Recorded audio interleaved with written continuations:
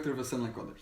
How did it all started? So I was studying an MA at the London Film School. I'm Portuguese, but I came to London to study filmmaking, and I wanted to make some different projects. Some projects that were not student projects, something a bit bigger. So I was looking for funding.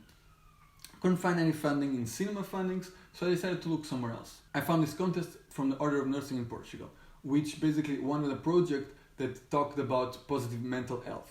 So my pitch to them was the story of a teenage boy like me who wants to go to university, but who has schizophrenia. And so it would explore the dynamics between the family, the society, how he's seen, should he go, should he not go, all these dilemmas. I wanted to explore them with the film. Now I had to write a script based on a brief, which is something I've never done before. I always wrote based on stories I wanted to tell, ideas I had, and it was always very personal to me. But now I had to find the story of a kid with schizophrenia, which is not really what I'm suffering in life, and I had to find a personal way to tell it.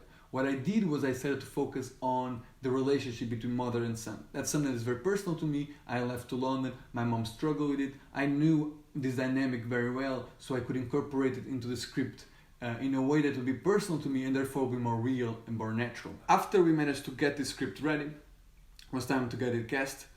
So I looked into an actress that I was very, very big fan of for a long time, and I thought she would be perfect for the mother. She was a bit famous in Portugal, so I knew that I didn't have the contacts, didn't have the industry connections to be able to get to her. But I managed to somehow online figure out her personal email, and I mailed her. I know that this is gonna sound weird to all the agents, but I think it's better to always try to email the actors, not the agents, because of course the agents, they want the actors to make money, especially if you're low budget.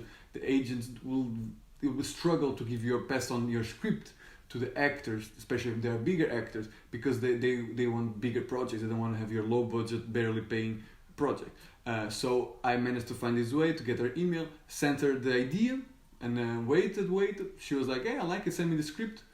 And if I like the script, then maybe we can talk and see if we can work it out. Send the script, she liked it, and that's how it started. But this is a very different way of casting. Usually this is more offering a role to a person, which is you go to her and be like, this is your role if you want it and if you want to work with me. It's a very different dynamic than when you're casting in a normal traditional way, which is what I did with the other two roles, the role of the son and the role of his sister, the little sister. And that was, I think casting is very, very important. I really put a lot of time and effort trying to get the best people for those roles.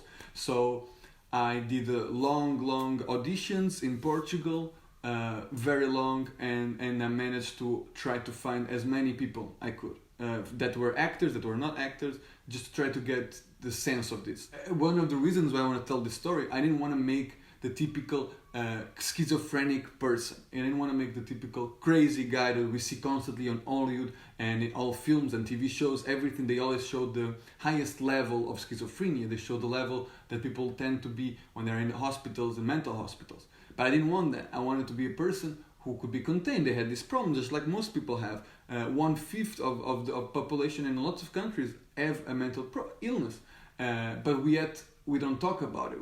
We don't see those portrayed so much in film. So I wanted to show this specific type of person who can do it with medication. They can be okay.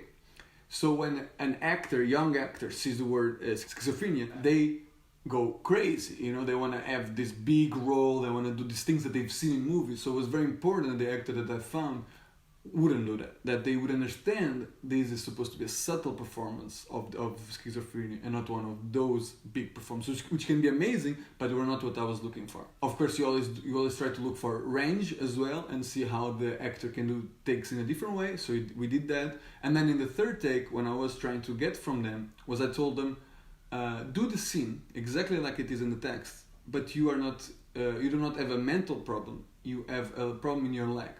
And the scene is about that, not about your mental illness. And then was very interested to see how they changed their performance. Some wouldn't, some would just do the same. That's when I was like, okay, no, they're maybe not perfect for this role. But then I was very interested to see how people would change. And suddenly now the performance wouldn't be this big, it would be quite small, because now the problem was a physical problem. And this was something that I realized that Afonso Lopes, who got cast in the role, managed to understand very well. So that's how the casting process went about.